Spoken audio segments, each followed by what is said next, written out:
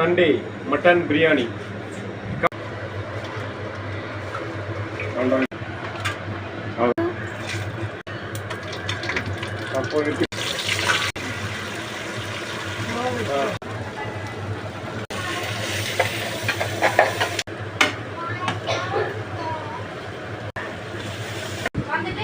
Special masala நானே. Come on. Mutton மசாலாவும் கொஞ்சம் போட்டுங்க இதுக்கு வாசனைக்கு. குக்கரில் நல்லா வேக வச்சுங்க. ஒரு 5-6 விசில் வேக வச்சு நம்ம பண்ணியிருக்க மசாலா எல்லாம் வதக்கிருக்கோம் இல்லையா, அதை அப்படியே கொட்ட வேண்டியதான்.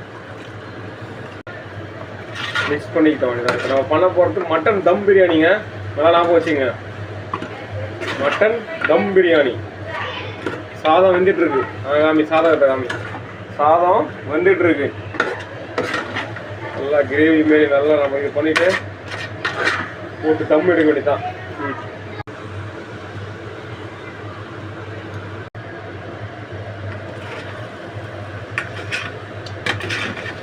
வா, சரியான வாசனை. மட்டன் வேக வச்ச தண்ணி அப்படியே இதில் ஊற்றிக்க வேண்டியதாங்க. ரெடி ஆகிடுச்சு. அவ்வளோதான். கொஞ்சம் அள்ளி வச்சுக்கலாங்க.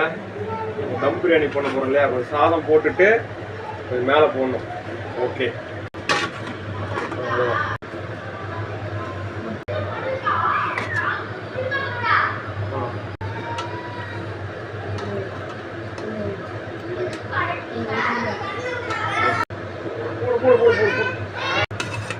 ஃபைனல் ஸ்டேஜ் வந்துச்சு. ஃபைனல்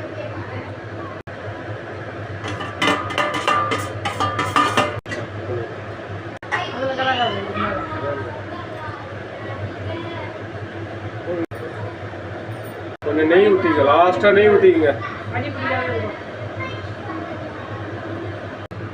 தம் கட்ட வேண்டியதாங்க. தம் பிரியாணி ரெடி ஆக போகுது. சோறு வடிச்ச தண்ணியிலேயே அந்த ஹீட்டில் தம் கட்ட போகிறோம். தம் போடுறோம். தம் அவ்வளோதாங்க. லாஸ்ட் தம் போடாச்சு.